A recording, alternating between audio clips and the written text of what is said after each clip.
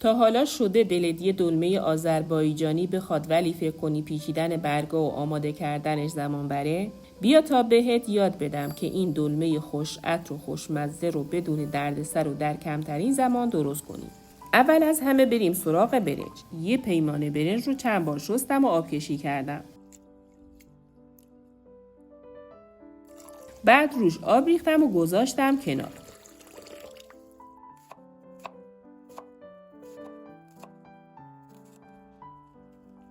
یه دونه پیاز رو به صورت نگینی ریز خرد کردم.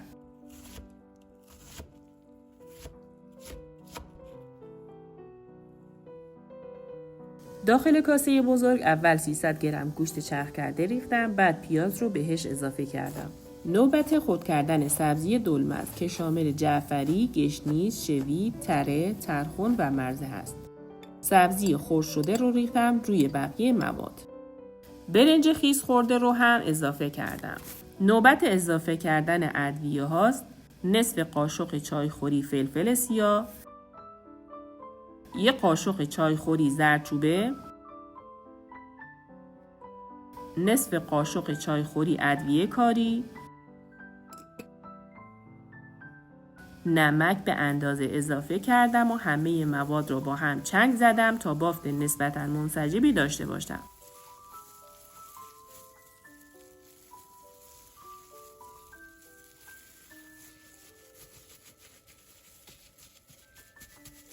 من از برگ مو کنسروی استفاده کردم. اول گذاشتم روی صافی تا آب اضافیش بره. اگه دیدین شور بود حتما یه آب کشی بکنی که نمک اضافهش بره. نوبت قسمت هیجان انگیز دلمه است.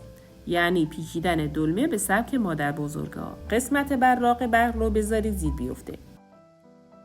داخل برگ مو مقداری از مواد آماده گذاشتم و به صورت بخچه‌ای پیچیدم. این روش یکی از آسونترین و قدیمی‌ترین روش‌های پیچیدن دلمه است. روش مادر بزرگا که با عشق آشپزی می‌کردن و مزه غذاشون هنوز که هنوزه از ذهنمون پاک نمیشه.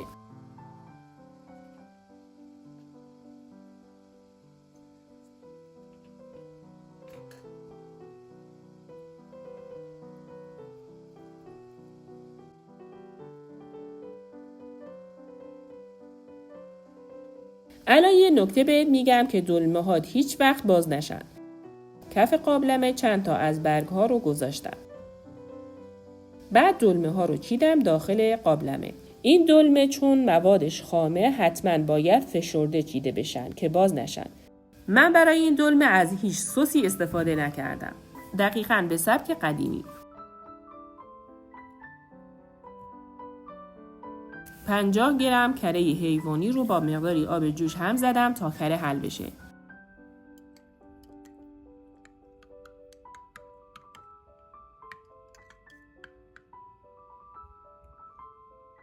بعد ریختم روی دلمه ها.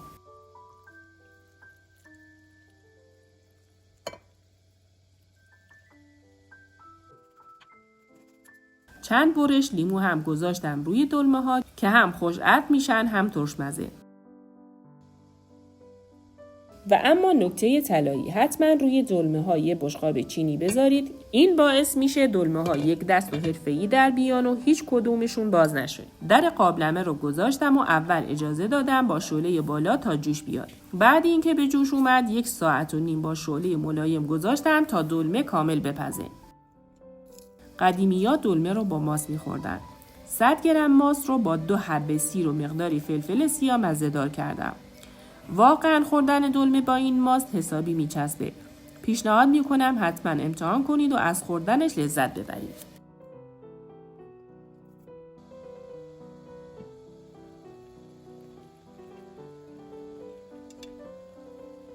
اگه از این غذا به دلتون نشست خوشحال میشم ویدیو رو لایک کنید و برای دیدن ویدیوهای بیشتر کانال رو سابسکرایب کنید.